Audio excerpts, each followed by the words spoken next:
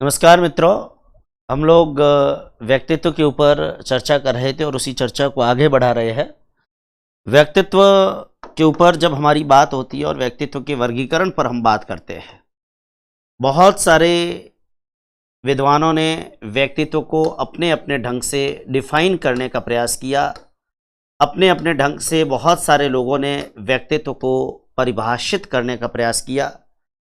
मैं व्यक्तित्व के प्रकारों के अंदर, व्यक्तित्व के प्रकार सिद्धांत के अंदर, जैसे कि बहुत सारे विद्वान जैसे स्प्रेंगर है, सेल्डन है, क्रेस्चमर है, तमाम लोगों ने व्यक्तित्व को डिफाइन करने की कोशिश की। आज मैं एक वर्गीकरण पर आपको लेकर आ रहा हूँ। सबसे पहले मैं जिस वर्गीकरण की चर्चा कर रहा हूँ, क्रेस्चमर का वर्गीकरण। पाश्चात्य वर्गीकरणों की बात जब हम करते हैं तो हमें क्रेस्चमर के वर्गीकरण के ऊपर ध्यान देना होगा। हम बहुत सारे वर्गीकरण जैसे पाश्चात्य वर्गीकरणों में स्प्रेंगर का आता है, सेल्डन का आता है, क्रेस्चमर का आता है, ह्यूक्रेटस का, बहुत सारे हैं। लेकिन मैं आज जिस वर्गीकरण की चर्चा यहाँ करने जा रहा हूँ वो वर्गीकरण अपने आप में है क्रेस्चमर का वर्गीकरण। व्यक्तित्व के वर्गीकरण के अंदर बहुत महत्वपूर्ण बात क्रेस्चमर की हो रही है। आप इन्हें क्रेस्चमर लिख सकते हो और चाहे तो क्रेचमर भी कर सकते हैं। ये क्रेस्चमर या जिसको हम क्रेस्चमर लिखिए, चाहे अपभ्रंश के कारण, क्योंकि हिंदी प्रोनाउंसिएशन करते हैं ना नाम का, तो थोड़ा बहुत गड़बड़ हो जाता है, क्रेस्चमर या क्रेचमर। इन्होंने शरीर की रचना के आधार पर व्यक्तित्व का वर्गीकरण किया और इनकी एक किताब जो अस्तित्व के अंदर आई जिसका नाम था फिजिक एंड कैरेक्टर। देखिए, नाम से स्पष्ट है, शरीर की रचना के आधार पर क्रेस्चमर ने व्यक्तित्व का वर्गीकरण किया। मैं बताना चाहूंगा कि क्रेस्चमर ने व्यक्तित्व का वर्गीकरण किसके आधार पर किया? शरीर की रचना के आधार पर। कहते हैं कि शरीर की रचना के आधार पर व्यक्तित्व के प्रकारों के अंदर व्यक्तित्व की वर्गीकरण करने का प्रयास महोदय क्रेस्चमर ने किया। और इनकी जो पुस्तक, देखो पुस्तकों के नाम जैसे जैसे बताता हूँ साइकोलॉजी के अलग अलग कंटेंट्स में, वैसे वैसे आप याद रखें। फिजिक एंड कैरेक्टर, इनकी पुस्तक का नाम है फिजिक एंड कैरेक्टर। नाम से स्पष्ट है, फिजिक आ गया यानी बात शरीर की हो रही है। फिजिक एंड कैरेक्टर, ये इनकी किताब का नाम है।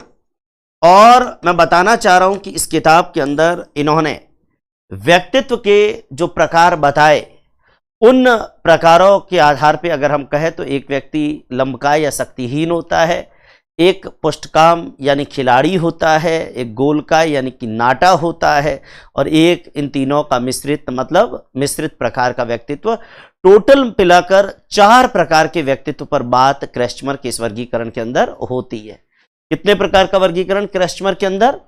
आपको ध्यान हो, व्यक्तित्व के कुल 4 प्रकारों पर बात क्रेस्चमर के वर्गीकरण में होगी, जिसमें 3 सेपरेट टाइप है और चौथा टाइप उनका मिश्रण है। मतलब टोटल मिलाकर 4 प्रकारों पर बात क्रेस्चमर के वर्गीकरण में होती है। मैं अगर क्रेस्चमर के व्यक्तित्व वर्गीकरण पर आपको लेकर आऊं, परीक्षा में बहुत ही एप्टीट्यूड बेस्ड क्वेश्चन पूछा जाएगा, ध्यान देना। क्रेस्चमर ने शरीर की रचना के आधार पर व्यक्तित्व के प्रकार बताए और उन्होंने व्यक्तित्व को 4 अलग अलग भागों में अपनी पुस्तक फिजिक एंड कैरेक्टर के अंदर डिवाइड करने की कोशिश करी थी। अगर व्यक्तित्व के प्रकारों में बात करूं तो सबसे पहले लंबकाय या शक्तिहीन व्यक्तित्व। ध्यान देना, मैं बहुत अच्छे से आपको जो चीजें समझा रहा हूं, निश्चित रूप से आप उन चीजों को अपने जहन के अंदर रखें। बहुत महत्वपूर्ण बातें कर रहा हूं और मैं चार्ट के माध्यम से, क्योंकि मैं लिख भी उसके अकॉर्डिंग रहा हूं ताकि आपके दिमाग में वो पिक्चर, वो डायग्राम जो है वो क्लियर हो जाए। ध्यान दें, अब व्यक्तित्व के जो प्रकारों पे चर्चा हुई, आपको जानकारी हो, मैं बताना चाह रहा हूं कि व्यक्तित्व के प्रकारों में, व्यक्तित्व के वर्गीकरण में जब हम चर्चा करते हैं तो निश्चित रूप से व्यक्तित्व के कितने भाग इसके अंदर बताए गए? व्यक्तित्व के अंदर टोटल मिलाकर अगर मैं कहूं तो आपको जानकारी हो व्यक्तित्व के अंदर टोटल मिलाकर कितने भाग है? 4। कितने भाग है? 4। कौन से 4 भाग है उसकी चर्चा अपन यहां करने वाले हैं। 4 भागों के लिए मैं ये चार्ट का यहां पर तीर के निशान जो है वो लगा देता हूं। अब मैं बताना चाह रहा हूं कि फिजिक एंड कैरेक्टर पुस्तक के अंदर, फिजिक एंड कैरेक्टर नाम की इस किताब के अंदर क्रैस्चमर महोदय ने व्यक्तित्व के जो 4 प्रकार बताए, आराम से याद हो जाएंगे ये विशेषता। और विशेषता इनकी जो वर्गीकरण अपन पढ़ते हैं उसमें एक एक विशेषता नहीं, 3-4 समूह दिया हुआ होगा, पूछा जाएगा ये कौन सा समूह है, ये किस टाइप का व्यक्तित्व है। तो एक टाइप आती है इसके अंदर लंबकाय या शक्तिहीन, मतलब आप उसको लंबकाय या शक्तिहीन व्यक्तित्व कह सकते हैं। तो पहला प्रकार लंबकाय या शक्तिहीन व्यक्तित्व का है। और लंबकाय या शक्तिहीन व्यक्तित्व को अंग्रेजी के अंदर इसके लिए शब्द यूज करते हैं एस्थेनिक पर्सनैलिटी। एस्थेनिक पर्सनैलिटी, ध्यान देना, एस्थेनिक पर्सनैलिटी, ये सबसे पहला वर्गीकरण है एस्थेनिक पर्सनैलिटी, जिसको लंबकाय या शक्तिहीन अपन कह सकते हैं। ध्यान दें, बहुत महत्वपूर्ण बात मैं बता रहा हूं, यहां ध्यान देना, लंबकाय या शक्तिहीन व्यक्तित्व वर्गीकरण अपन कह सकते हैं। इसके अलावा दूसरा जो मैं प्रकार आपको बताना चाह रहा हूं वो बताना चाह रहा हूं सेकंड टाइप है पुष्टकाम यानी खिलाड़ी, जिसको अपन कहते हैं एथलेटिक। सेकंड क्या है? पुष्टकाम या खिलाड़ी। और पुष्टकाम या खिलाड़ी जो व्यक्तित्व है ना, जो खिलाड़ी लोग होते हैं, देखो खिलाड़ी से खेल और खेलों में एक खेल होता है एथलेटिक्स। एथलेटिक्स वाले को देखा कभी, कितने हाथ पांव बड़े फ्लेक्सिबल होते हैं, ठीक है। तो एथलेटिक पर्सनैलिटी, एथलेटिक, आपको जानकारी हो एथलेटिक पर्सनैलिटी की बात हो रही है, एथलेटिक, ध्यान दे, एथलेटिक पर्सनैलिटी की बात हो रही है। और तीसरा जो आ रहा है वो है गोलकाय या नाटा। तीसरा जो व्यक्तित्व आ रहा है क्रैस्चमर के वर्गीकरण में कौन सा है? गोलकाय। गोलकाय मतलब गोल मटोल, नाटा। और गोलकाय या नाटा, आपको ध्यान हो गोल मटोल लोग होते हैं ना, वो खाने पीने के बड़े शौकीन होते हैं। और खाने पीने के बड़े शौकीन होते हैं, इसका मतलब उनकी पर्सनैलिटी भी कैसी होती है? पिकनिक टाइप पर्सनैलिटी होती है। पिकनिक टाइप पर्सनैलिटी, ध्यान देना, पिकनिक टाइप पर्सनैलिटी, बहुत महत्वपूर्ण बात, ध्यान दे। पिकनिक टाइप पर्सनैलिटी हम कह सकते हैं, पिकनिक टाइप पर्सनैलिटी इसको हम कह सकते हैं, ये गोलकाय या नाटा व्यक्तित्व है। और चौथा होता है मिश्रित, जिसको हम कहते हैं डिस्प्लास्टिक। चौथा वर्गीकरण कौन सा है? मिश्रित, जिसको हम कहेंगे डिस्प्लास्टिक वर्गीकरण। मिश्रित व्यक्तित्व जिसको हम कहते हैं डिस्प्लास्टिक। आपको जानकारी हो डिस्प्लास्टिक टाइप की पर्सनैलिटी है, डिस्प्लास्टिक टाइप का वर्गीकरण है। तो व्यक्तित्व के कितने प्रकार हो गए क्रैस्चमर के अकॉर्डिंग? क्रैस्चमर के अकॉर्डिंग व्यक्तित्व के प्रकार हो गए 4, ठीक है ना, दिमाग के अंदर रखिएगा, एस्थेनिक, एथलेटिक, पिकनिक और डिस्प्लास्टिक। अंग्रेजी के अंदर देखो, मैं हमारे विद्यार्थियों को ये सजेस्ट करूंगा, भले ही वो हिंदी भाषी और हमारा कोर्स भी हिंदी भाषा का है, लेकिन हिंदी मीडियम होने के बाद भी हमें अंग्रेजी की टर्म्स जरूर आनी चाहिए। क्यों आनी चाहिए? क्योंकि कई बार क्या होता है कि अब देखो ज़्यादातर साइकोलॉजिस्ट यूरोपियन है या अमेरिकन है, या फिर वहाँ ज़्यादा क्रेज़ है, वहाँ सब्जेक्ट ज़्यादा डेवलप हुए, तो वहाँ की चीज़ों को जब अपन यहाँ प्रोनाउंसिएशन करेंगे, हिंदी ट्रांसलेट करेंगे, तो कई बार क्या होता है कि हिंदी के लिए बड़ी कॉन्फ्लिक्शन में चले जाते हैं, जटिलता में चले जाते हैं, और परीक्षा के अंदर अगर कोई पर्यायवाची दे दिया तो हम खुद कंफ्यूज हो जाते हैं कि इस टीचर ने क्या पूछा है। लेकिन अंग्रेजी के अंदर आपको पता हो, अंग्रेजी में टर्म फिक्स है और हिंदी में उसके समानांतर आप 10 शब्द ढूंढ सकते हो। इसलिए बहुत अच्छा है कई बार अंग्रेजी टर्म्स को दिमाग में बिठाया जाए। मैं एक एक करके अगर इनकी क्वालिटीज की बात करूं, बहुत अच्छे से समझना इस चीज को। अगर मैं यहां पर आपको जानकारी दूं, सबसे पहले उदाहरण के तौर पर अगर मैं यहां पर व्यक्तित्व के संदर्भ में बात करूं, लंबकाय या शक्तिहीन पर्सनैलिटी के बारे में बात करूं।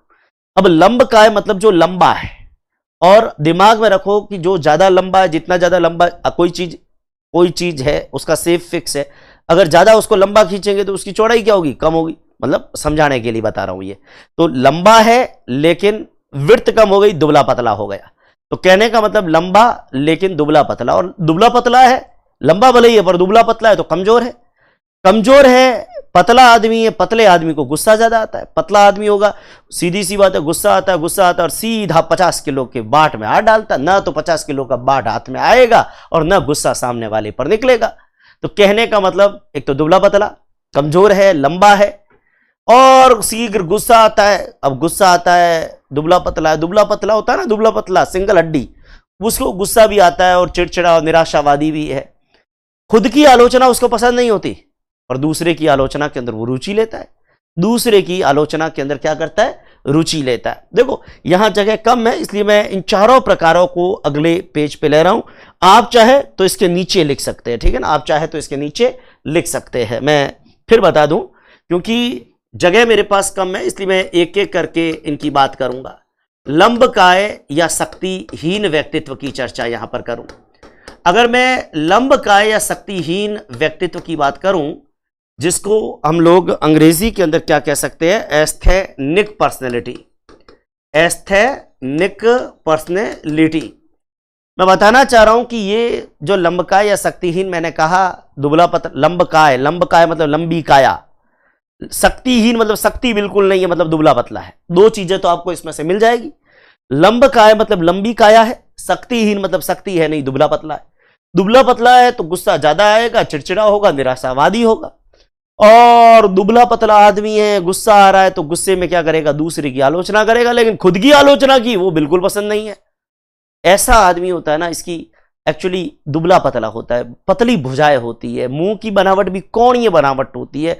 ये मैं नहीं कह रहा हूं, ये क्रैशमैन ने जो बातें बताई ना, देखो जब इन चीजों को याद करें ना तो हमारा मंतव्य काम नहीं आएगा। क्रैशमैन ने क्या बताया उसके अकॉर्डिंग ही मैं बता रहा हूं और उसके अकॉर्डिंग ही हमारे को दिमाग के अंदर रखना है, क्योंकि जब हम किसी ऑथर के अकॉर्डिंग बात करें तो वहां हमारा क्या ओपिनियन है इसका कोई महत्व रह भी नहीं जाता, ये ध्यान देना।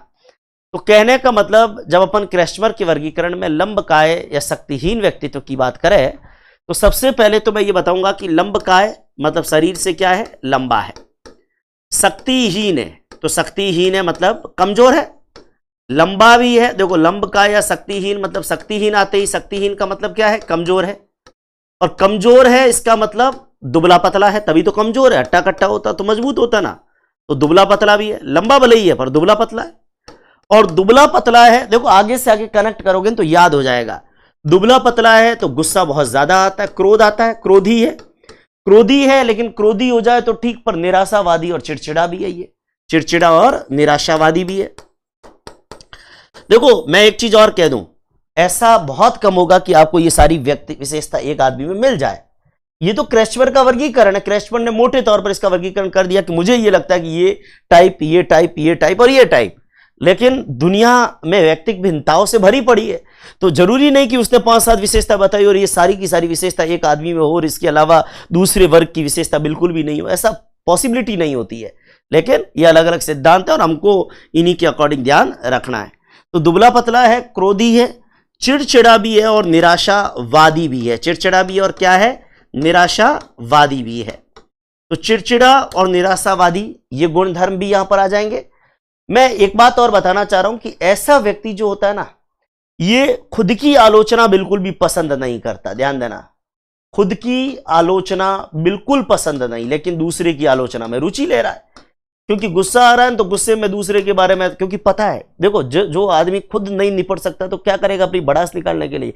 उस जैसे मान लो मेरा किसी से झगड़ा हुआ, मैं उसके ऊपर तो गुस्सा निकाल नहीं सकता, तो मैं उसके किसी दोस्त को, उसके किसी रिश्तेदार को, उसके किसी मिलने वाले को उसकी आलोचना करूंगा और उससे मुझे मजा आएगा कि मैंने, देखो वो मेरी कर रहा था, अब मैंने उसके मजा चखा दिया क्योंकि मैंने उसकी शिकायत कहीं न कहीं उसकी चुगली कर दी। तो ध्यान दे, खुद की आलोचना आदमी को पसंद नहीं होती है, खुद की आलोचना पसंद नहीं क्योंकि गुस्से वाला आदमी है, परंतु दूसरे की आलोचना में रुचि लेता है। दूसरे की आलोचना करने के अंदर ऐसे व्यक्ति की रुचि होती है, परंतु दूसरे व्यक्ति की आलोचना के अंदर रुचि लेता है, दूसरे व्यक्ति की आलोचना के अंदर रुचि लेता है। तो देखिए, ये मैं फिर कह रहा हूं, ऐसे प्रकार के जो व्यक्तित्व होते हैं क्रैशमर के अकॉर्डिंग बहुत अच्छे से अपने दिमाग के अंदर इन चीज़ों को बिठाइएगा। और निश्चित रूप से परीक्षा के लिहाज से बहुत महत्वपूर्ण बात है यहाँ पर जो है वो आ रही है। और इन इंपॉर्टेंट चीज़ों को अपने दिमाग के अंदर आपको बिठाना है, एक एक चीज़ को मैं बताना चाह रहा हूँ कि ऐसा व्यक्ति जो होता है ना, क्रेस्टमैन ने कहा कि ये जो व्यक्ति होता है इसमें शरीर में भी कुछ लक्षण होते हैं, जैसे पतली भुजाएं होती है, मुंह की कोणीय बनावट होती है, छोटा सीना होता है, ठीक है ना। ये कुछ फिजिकल कैरेक्टर भी होते हैं, फिजिकल विशेषताएं भी होती है। सीना जो है वो छोटा होता है, मुंह की कोणीय बनावट होती है। ये रटने की आवश्यकता वैसे है नहीं, ठीक है। आप तो मोटे तौर पे विशेषता याद कर लो, क्योंकि परीक्षा में जब भी आएगा तो 3-4 चीजें एक साथ दी हुई होगी, फिर पूछेंगे कि ये क्रेस्टमर के अनुसार कौन सा वर्गीकरण है। और ज्यादातर तो यही पूछ लेते हैं कि क्रेस्टमर के वर्गीकरण में कौन सा प्रकार नहीं है, तो 4 में से 3 ऑप्शन क्रेस्टमर वाले दे देंगे, एक मान लो सेल्डन वाला, यूक्रेटस वाला दे दिया, तो ये क्रेस्टमर में शामिल है या नहीं है वो आपको बताना होता है। तो अब बिल्कुल आपके दिमाग के अंदर आ गया होगा कि इन व्यक्तियों को लंबे है, शक्तिहीन है, दुबला पतला है, जल्दी क्रोध आ जाता है, चिड़चिड़े होते हैं, निराशावादी होते हैं, ठीक है। ये सारी विशेषताएं जो है, ये सारी विशेषताएं किसकी है? ये सारी विशेषताएं मैंने आपको बताया क्रेस्टमर के अनुसार लंबकाय या शक्तिहीन व्यक्तित्व की होती है। जो एस्थेनिक पर्सनैलिटी रखता है उस व्यक्ति की ये विशेषताएं होती है। इन व्यक्तियों को गुस्सा बहुत जल्दी आता है, जल्दी गुस्सा आता है, कमजोर होते हैं ना, देखो नाम से स्पष्ट है, रटने का बिल्कुल आसान तरीका। लंबकाय मतलब लंबी काया, शक्तिहीन मतलब कमजोर, जो कमजोर है इसका मतलब दुबले पतले है, दुबले पतले इसका मतलब दुबले पतले पतले आदमियों को गुस्सा ज्यादा आता है, मोटे आदमी हो तो वो तो कॉमेडियन होते हैं। आप टीवी में देखिए, ज्यादातर आप अपने आसपास देख लिए जी, आमतौर पर जो मोटे लोग होते हैं ना, हमको कॉमेडी वही करा सकते हैं ज्यादातर। देखो जॉनी लीवर जैसे कुछ लोग अपवाद हो सकते हैं, लेकिन आमतौर पर कॉमेडियन जो होते हैं ना वो शरीर से क्या होते हैं, मोटे होते हैं। चाहे जेठालाल जैसा शरीर हो सकता है या फिर बहुत सारे दूसरे कॉमेडियंस भी है, लेकिन कॉमेडियंस आमतौर पर जो है वो शरीर से क्या होते हैं, मोटे ताजे होते हैं। लेकिन अब जो टीवी का जमाना आया इसमें पतले कॉमेडियन भी होने शुरू हो गए, वो अलग बात है, ठीक है। चलिए, पुरानी जो सीरियल देखते हैं ना उसमें आमतौर पर मोटे मोटे लोग कॉमेडियंस होते थे। तो लंबकाय या शक्तिहीन व्यक्तित्व पहली कैटेगरी हो गई। दूसरी कैटेगरी के अंदर मैं लेना चाहूंगा पुष्टकाम या खिलाड़ी प्रकार का व्यक्तित्व। सेकंड टाइप के अंदर मैं आपको बताना चाह रहा हूं पुष्टकाम या खिलाड़ी, पुष्टकाम या खिलाड़ी प्रकार का व्यक्तित्व। अगर मैं पुष्टकाम या खिलाड़ी प्रकार के व्यक्तित्व की बात करूं, और जिसको अंग्रेजी के अंदर कह सकते हैं एथलेटिक पर्सनैलिटी। देखो एथलेटिक आदमी होते हैं ना, एथलेटिक्स का गेम होता है, एथलेटिक्स, जिम्नास्टिक, ऐसे गेम आपने देखे होंगे टीवी पे। तो एथलेटिक यानी खिलाड़ी। अब खिलाड़ी है कि मतलब एथलीट है, एथलीट होते हैं ना तेज दौड़ने वाले, धावक, धावक कह दो, जिम्नास्ट कह दो, लंबी कूद, ऊंची कूद वाले लोग कह दो, हैमर थ्रो वाले लोग, ऐसे बहुत सारे एथलेटिक्स गेम है। तो कहने का मतलब भाला फेंक वाले लोग, ये जो खिलाड़ी लोग होते हैं ना, एक तो ये खिलाड़ी लोग होते हैं, इनका खेल ही इनके शरीर पर टिका होता है, तो शरीर इनका क्या होना चाहिए, हष्टपुष्ट होना चाहिए। और खिलाड़ी है इसलिए शक्ति संपन्न और स्वस्थ भी होना चाहिए।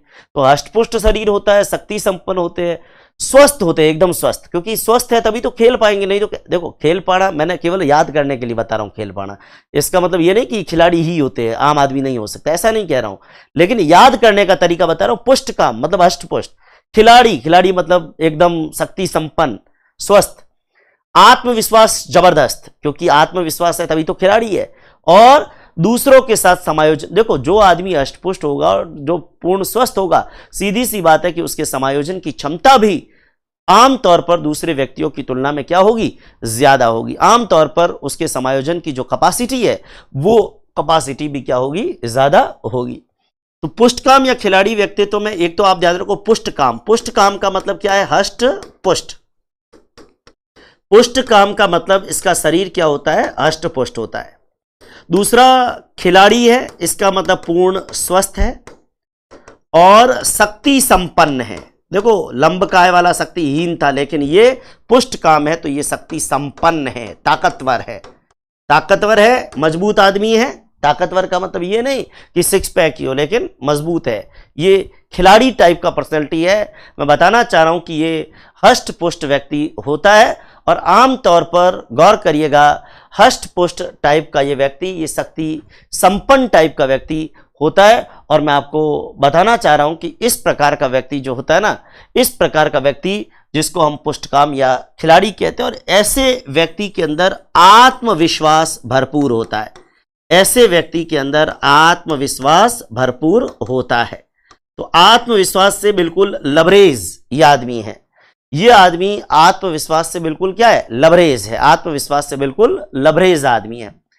तो कहने का मतलब इस प्रकार की ये पर्सनैलिटी होती है जिसको हम क्या कह सकते हैं, जिसको हम कह सकते हैं पुष्टकाम या खिलाड़ी प्रकार का व्यक्ति। तो नाम से ही स्पष्ट है, पुष्टकाम मतलब कि एकदम हष्टपुष्ट, खिलाड़ी टाइप, शक्ति संपन्न, स्वस्थ। और एक बात और ध्यान दें, ऐसे व्यक्तियों का दूसरों के साथ समायोजन अच्छा होता है, एडजस्टमेंट बढ़िया होता है। देखो जो खिलाड़ी है, जो स्वस्थ है, जिसका शरीर अष्टपुष्ट है, तो फिर उसको टेंशन काहे की, उसका समायोजन वो एडजस्टेबल भी बढ़िया हो। देखो इसको गुस्सा कम आ रहा है, अष्टपुष्ट शरीर है, स्वस्थ है, आत्मविश्वास अच्छा है, तो जिसका आत्मविश्वास अच्छा होगा वो दूसरे के साथ एडजस्ट भी कर लेगा। तो दूसरों के साथ समायोजन की समुचित क्षमता कह दो, अच्छी क्षमता कह दो, पर्याप्त क्षमता कह दो। तो दूसरों के साथ समायोजन की अच्छी क्षमता इस प्रकार के व्यक्ति में पाई जाती है। ये बात कौन कह रहे हैं, ये बात हमारे महोदय क्रैस्टमर कह रहे हैं कि पुष्टकाम या खिलाड़ी प्रकार का व्यक्तित्व जो होता है ना, वो पुष्टकाम मतलब हष्टपुष्ट है, खिलाड़ी मतलब खेल वाला आदमी तो हमेशा शक्ति संपन्न, स्वस्थ होगा, आत्मविश्वास भरपूर होगा और दूसरों के साथ समायोजन भी अच्छा होगा। तीसरे प्रकार का व्यक्तित्व इसके अंदर आता है गोलकाय या नाटा, जिसको हम कहते हैं पिकनिक पर्सनैलिटी। गोलकाय या नाटा, ध्यान दें, गोलकाय मतलब गोल मटोल, नाटे, नाटे का मतलब हाइट कम, नाटे का मतलब हाइट कम, नाटे का मतलब हाइट कम, नाटा, नाटा किसे कहते हैं, हाइट कम। तो आपको जानकारी हो, गोलकाय या नाटा मतलब पिकनिक पर्सनैलिटी। ध्यान दें, गोलकाय या नाटा। मैं बताना चाह रहा हूं, गोलकाय मतलब गोल मटोल, मतलब शरीर से एकदम मोटे, मोटे मोटे होते हैं, मोटे मोटे पर है नाटे, नाटे मतलब ठिगणे, शरीर से मोटे पर ठिगणे। देखो लंबकाय शक्तिहीनता मतलब लंबा है, दुबला पतला है, और गोलकाय जो मोटा है वो नाटा है। तो नाटा है वो मोटा है और लंबा है वो पतला है, इस तरीके से। तो शरीर से एकदम गोल मटोल, और गोल मटोल तो है, गोल गट्ट है, लेकिन नाटे है। और एक बात देखो, जो शरीर से गोल मटोल है, गोल मटोल है इसका मतलब क्या कहते हैं, फेट जिनके ज्यादा है, और जिनके फेट और पेट ज्यादा है वो आराम तलब होंगे, आराम तलब होंगे, मिलनसार। और मैंने क्या कहा, कॉमेडी करते हैं ये लोग, अब टेंशन में तो होते नहीं है, क्योंकि देखो खाने पीने के शौकीन होते। अभी जब पेट पे, मैंने क्या कहा, पेट, कहते हैं कि किसी भी व्यक्ति के पेट से उसके खान पान का पता चलता है, और किसी भी व्यक्ति की वाणी से उसके खान दान का पता चलता है। तो मैं बताना चाह रहा हूं कि कोई भी व्यक्ति का पेट, पेट मतलब अगर पेट से मोटा है, नाटा है पर मोटा है, तो जो मोटा है इसका मतलब खाने पीने में बड़ा उस्ताद है, तो आराम तलब, क्योंकि मोटा आदमी जो होता है वो थोड़ा सा चलते ही थक जाता है, तो आराम तलब भी होता है, और मिलनसार और प्रसन्नचित्त भी होता है, खुश मिजाज होता है, और चूंकि लोगों के साथ मिलनसार है तो लोकप्रिय भी हो जाता है। इस प्रकार की पर्सनैलिटी को गोलकाय या नाटा कहते हैं। तो आपको मैं बताना चाह रहा हूं कि ऐसे जो व्यक्ति होते हैं वो शरीर से मोटे होते हैं, गोल मटोल होते हैं, गोल गट्ट होते हैं, लेकिन नाटे होते हैं। नाटे का मतलब कद कम, इनका जो कद होता है ना वो कम होता है, इनकी हाइट जो होती है वो कम होती है। तो देखो, जिस आपने फिल्मों में भी देखे होंगे ना, अगर कोई गोल मटोल है उसकी हाइट कम है तो वो कॉमेडी भी अच्छी कराता, मतलब कॉमेडियन नेचर इनका होता है, ये टेंशन में कम रहते हैं, आराम तलब। आराम तलब तो होते ही है, क्योंकि मोटे मोटे लोग हमेशा आराम पसंद होते हैं। मोटे लोग होते हैं ना वो आलसी होते हैं। कहते हैं ना कि भाई कोई आदमी मोटा होता है तो कि यार ये मोटा आदमी, यार वो आलसी है, क्योंकि मोटा आदमी है वो उठना उसके लिए मुश्किल है, बैठना उसके लिए मुश्किल है, दिन भर कुछ न कुछ टोकर टूर्नामेंट करता रहता है। तो ऐसी स्थिति के अंदर फिर शरीर से मोटा है पर नाटा है, आराम तलब है, प्रसन्नचित्त है, प्रसन्नचित्त, आराम तलब है, प्रसन्नचित्त है, क्योंकि खाने पीने का उस्ताद आदमी है, तो खाने पीने के अलावा तो उसको कुछ सूझता ही नहीं है, खुश ही रहता है बस, उसको वो दुनिया की टेंशन नहीं करता। क्योंकि हमारे यहाँ पे एक कहावत है, जो टेंशन लेता है ना वो टेंशन में पतला हो जाता है। तो ये लोग तो मोटे हैं, तो ये काहे की टेंशन ले, और प्रसन्नचित्त होते हैं, और आराम तलब है, प्रसन्नचित्त है, मिलनसार है, और चूंकि मिलनसार है इसलिए लोगों के प्रिय हो जाते हैं तो लोकप्रिय भी हो जाते हैं, लोगों के प्रिय हो जाते हैं यानी लोकप्रिय भी हो जाते हैं। तो शरीर से मोटे हैं, गोलमटोल है, नाटे हैं, आराम तलब है, लोकप्रिय है, मिलनसार है, प्रसन्नचित्त है, इस तमाम प्रकार के व्यक्ति जो होते हैं वो गोलकाय या नाटे व्यक्ति कहलाते हैं। लेकिन इसके अलावा मैं एक चौथी कैटेगरी पर आपको ले जाना चाहूंगा, मिश्रित प्रकार का व्यक्तित्व या जिसको मैं कहूंगा डिसप्लास्टिक पर्सनैलिटी। ध्यान दें, मिश्रित प्रकार का व्यक्तित्व या जिसको हम कहते हैं डिसप्लास्टिक प्रकार की पर्सनैलिटी। अगर मैं डिसप्लास्टिक प्रकार की पर्सनैलिटी की बात करूं तो इसका शरीर बिल्कुल साधारण शरीर है, जो साधारण आदमी होता है, ना एकदम लंबा और दुबला पतला है, ना गोल मोल और नाटा है, एक सामान्य शरीर की तरह इसका शरीर जो होता है वो साधारण शरीर है।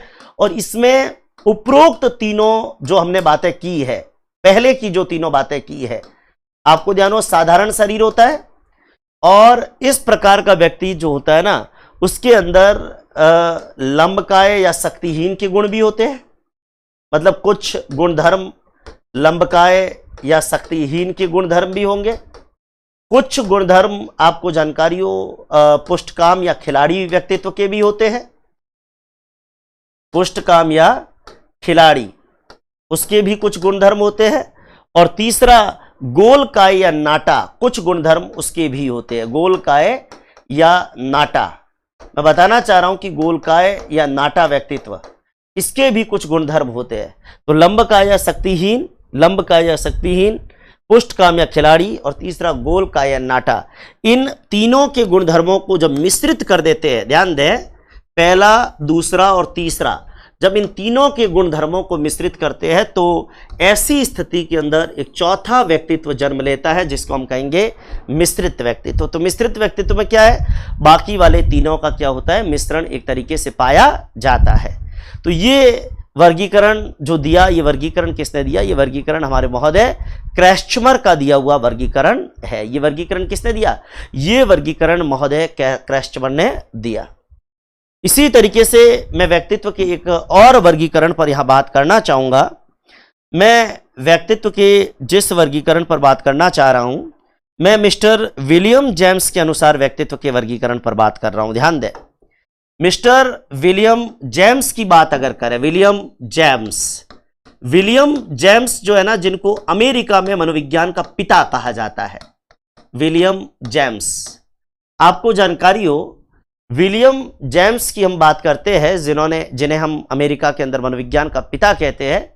इन्होंने दो टाइप की पर्सनैलिटी बताई, टफ एंड टेंडर पर्सनैलिटी, मतलब एक तो दुष्ट हृदय व्यक्तित्व होता है और एक सहृदय व्यक्तित्व होता है। दुष्ट हृदय व्यक्तित्व वो व्यक्तित्व होता है जो एकदम मतलब दुष्ट प्रकृति का कह दो या ऐसा व्यक्ति कह दो जो स्वभाव से एकदम कठोर है, दूसरे के कोई काम नहीं आने वाला है, स्वार्थी आदमी है, वो दुष्ट होता है। और सहृदय व्यक्ति वो होता है जो सैद्धांतिक होता है, सैद्धांतिक मतलब उसके कुछ उसूल, कुछ प्रिंसिपल्स होते हैं, दूसरे के काम भी आता है, मधुर स्वभाव भी होता है और आदर्श व्यक्तित्व होता है। तो इस तरीके से दो प्रकार का व्यक्तित्व किसने बताया, विलियम जेम्स ने बताया। विलियम जेम्स की चर्चा अगर हम करें, देखो विलियम जेम्स की बात करें तो विलियम जेम्स, जिन्हें हम क्या कहते हैं, इन्हें अमेरिका में मनोविज्ञान का पिता कहा जाता है, अमेरिका में मनोविज्ञान का पिता कहा जाता है। आपको ध्यान हो, अमेरिका के अंदर मनोविज्ञान के पिता के रूप में इनकी लोकप्रियता है। अमेरिका के अंदर मनोविज्ञान के पिता या मनोविज्ञान के जनक के रूप में इनकी लोकप्रियता है, father of psychology in America, William James. और विलियम जेम्स ने व्यक्तित्व का जो वर्गीकरण किया, मैं बताना चाह रहा हूं कि व्यक्तित्व का वर्गीकरण विलियम जेम्स ने दो भागों के अंदर किया।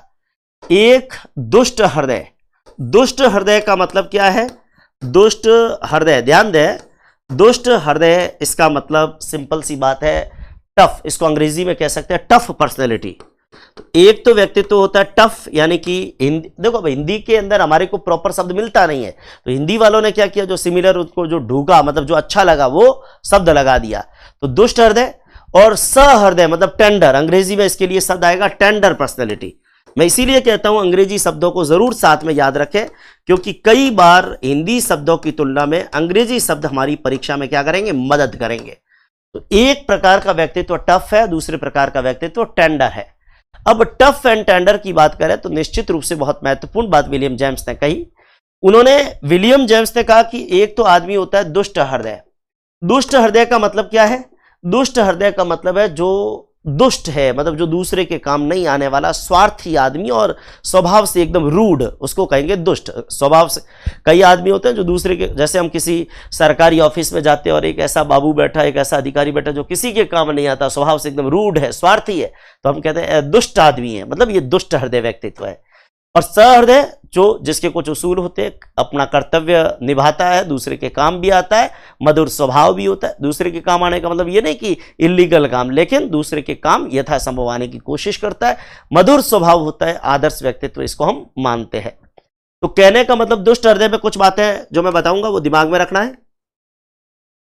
जैसे विलियम जेम्स ने जिसको दुष्ट हृदय का, विलियम जेम्स ने कहा ऐसा व्यक्ति जो स्वभाव से कठोर है, ऐसा व्यक्ति जो स्वभाव से कठोर है, जो स्वार्थी है, स्वार्थी प्रवृत्ति है जिसकी, तो ऐसा व्यक्ति जो स्वभाव से कठोर है, जिसकी प्रवृत्ति स्वार्थी है और जो दूसरे के काम नहीं आने वाला है, दूसरे के काम न आने वाला व्यक्ति, तो दूसरे के काम न आने वाला व्यक्ति, ध्यान दे, दूसरे के काम न आने वाला व्यक्ति कह दो, स्वार्थी प्रवृत्ति का व्यक्ति कह दो, स्वभाव से कठोर व्यक्ति कह दो, ये आएगा एकदम दुष्ट। मतलब आप देखो ये रटने की चीजें नहीं है, आप दिमाग में रखो, क्योंकि अपने को एक एक ऐसा नहीं पूछेंगे तीन चार विशेषता एक साथ दी हुई है, ये पूछ लिया दुष्ट हृदय व्यक्तित्व विलियम जेम्स के अनुसार कौन सी विशेषता नहीं है।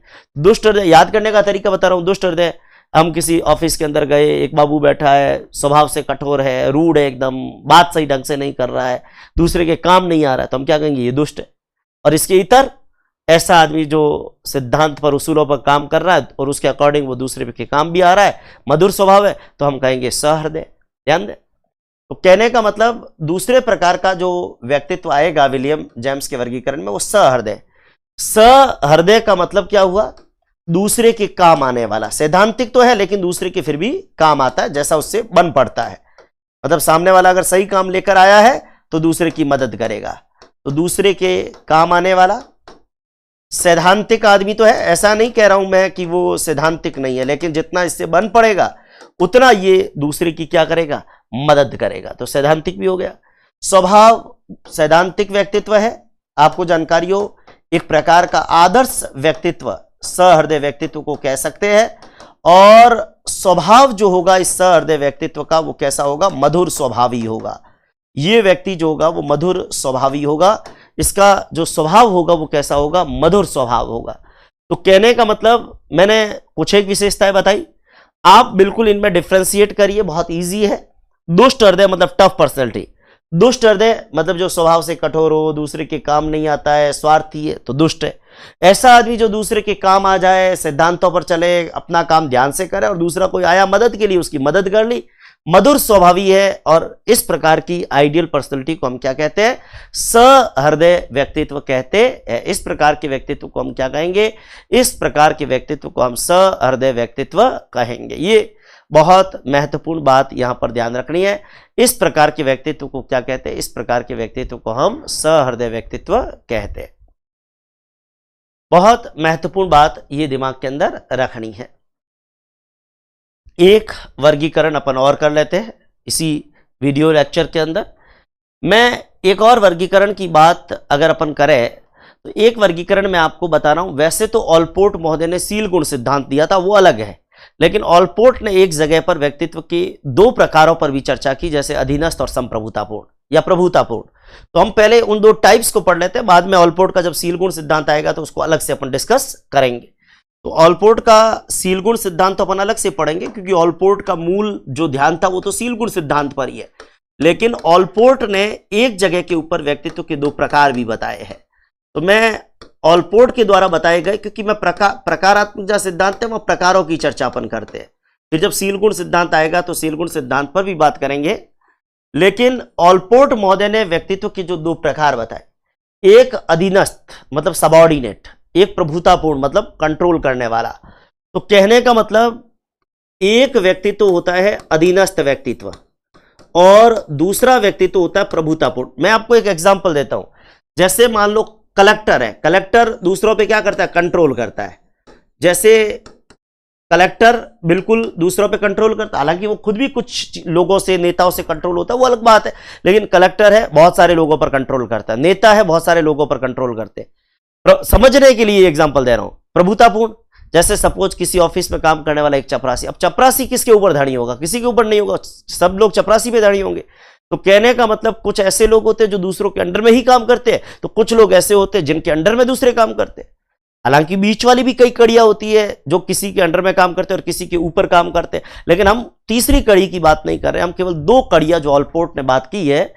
एक व्यक्तित्व का वो भाग है जिसमें अधीनस्थ। मैं एक एग्जांपल देता हूं, जैसे उदाहरण के तौर पर दुनिया की कुछ कंट्रीज है, दुनिया की कुछ कंट्रीज जैसे अमेरिका है, तो अमेरिका का व्यक्तित्व अगर इन दोनों में, मतलब अमेरिका व्यक्ति नहीं है, मैं एक उदाहरण के तौर पे देश को अगर व्यक्ति मान ले, देश को अगर व्यक्ति मान ले गुणों के आधार पे, तो अमेरिका दूसरों पे क्या करता है, कंट्रोल करता है, तो इसका मतलब उसका व्यक्तित्व कैसा होगा, प्रभुतापूर्ण होगा। मतलब उसको अगर व्यक्ति मान ले तो उसका व्यक्तित्व प्रभुतापूर्ण। लेकिन दूसरा एक छोटा सा देश है और जो हमेशा दूसरों से मदद लेता ही लेता है, तो सीधी सी बात है, क्योंकि उसकी कैपेसिटी नहीं है दूसरों की मदद करने की, वो मदद लेगा, तो ये अधीनस्थ प्रकार का व्यक्तित्व होगा। अब एक एग्जाम्पल के थ्रू अपन समझते हैं। आप एक काम करो, जब याद करनी हो ना चीजें, आप एक काम करो, अधीनस्थ याद करो, तो आप चपरासी या छोटे कर्मचारी को दिमाग में रखो, और जब आप कलेक्टर या किसी बड़े अधिकारी को दिमाग में रखो तो प्रभुतापूर्ण व्यक्तित्व अपने आप समझ में आ जाएगा। अब मैं एक उदाहरण से आपको अधीनस्थ व्यक्तित्व बताता हूं। ऐसे आदमी होते हैं ना, अब चूंकि ये बिल्कुल इसकी ताकत कम है, इसकी कैपेसिटी कम है, इसकी कैपेसिटी कम है, तो ये स्व केंद्रित होता है, ये स्व केंद्रित होता है। स्व केंद्रित क्यों? क्योंकि इसको तो हमेशा ये फिक्र होती है कि मेरा भला कैसे हो सकता है। अब आप सोचेंगे ये दूसरों पर केंद्रित क्यों नहीं, क्योंकि इसकी कैपेसिटी नहीं है। आज कलेक्टर है, वो दूसरों का भला कर दूसरे अधिक भला करने का मतलब ये नहीं, उसकी पावर बहुत ज्यादा है। आज जैसे सपोज राजस्थान का सीएम है, उसकी पावर बहुत ज्यादा है, वो बहुत बड़े बड़े डिसीजन ले सकता है, नीतिगत डिसीजन ले सकता है।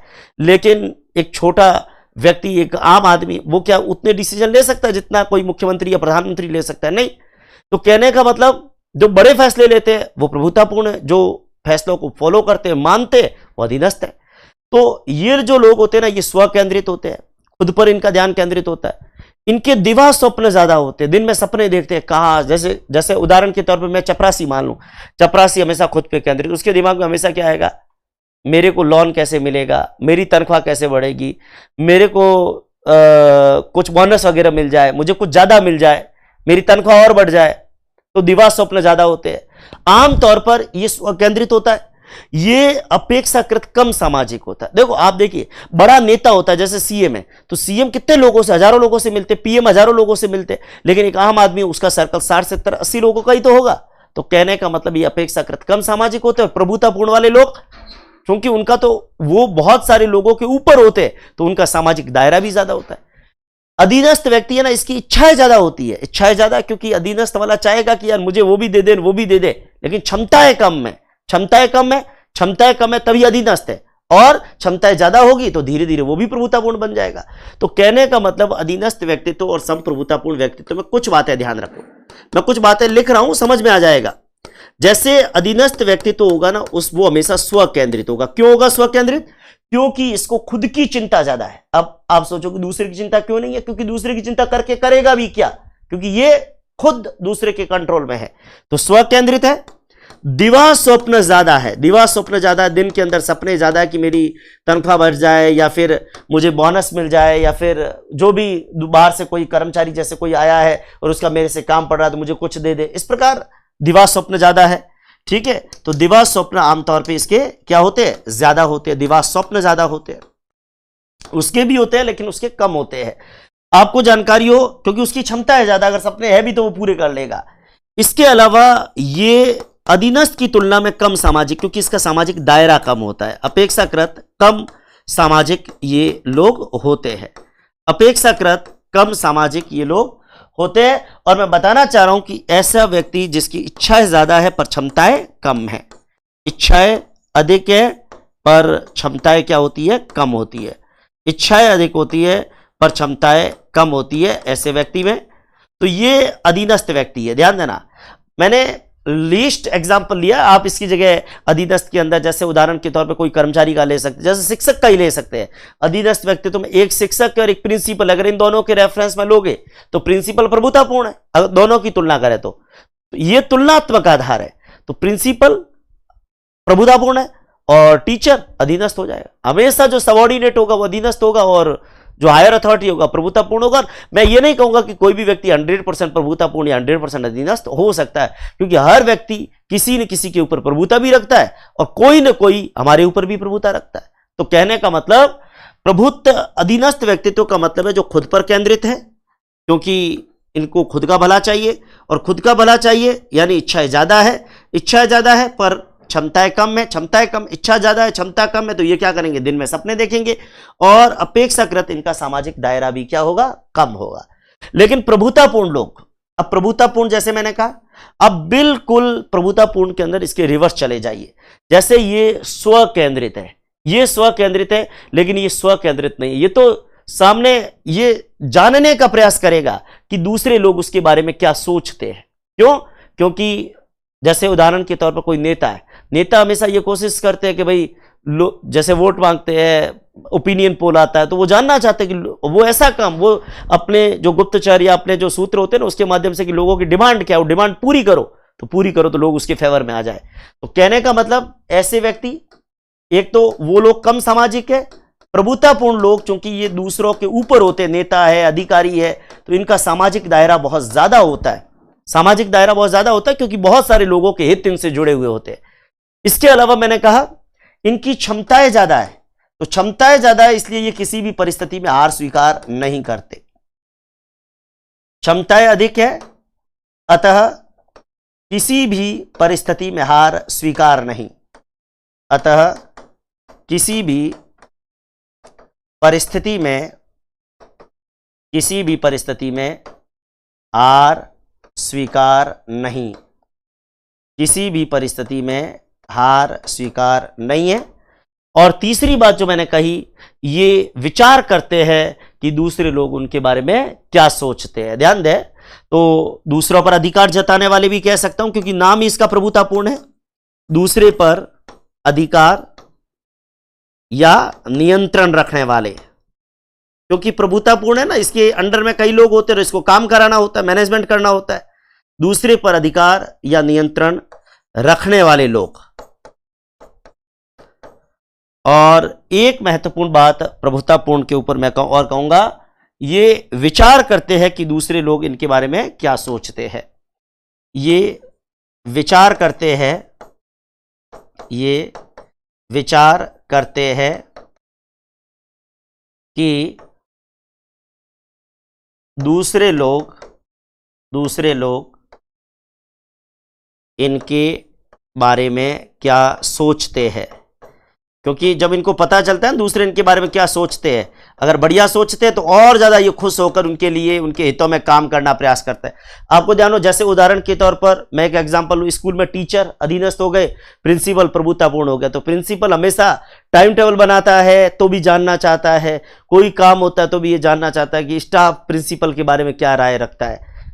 कई तो प्रिंसिपल खुद ही ऐसे रूड होते हैं कि उनको कोई फर्क नहीं पड़ता, वो तो अलग बात है, पर आमतौर पे प्रिंसिपल ये जानना चाहता है कि स्कूल के अंदर 10 शिक्षक है तो वो सब उसके फेवर में रहे। फेवर में रखने के लिए क्या करेगा, वो स्टाफ को फायदे भी देता है, स्टाफ को जो है उनको उनके हिसाब से काम भी करने की या उनके अकॉर्डिंग कालांश भी रखने की कोशिश करता है, उनको मोटिवेट भी समय समय पर करता है।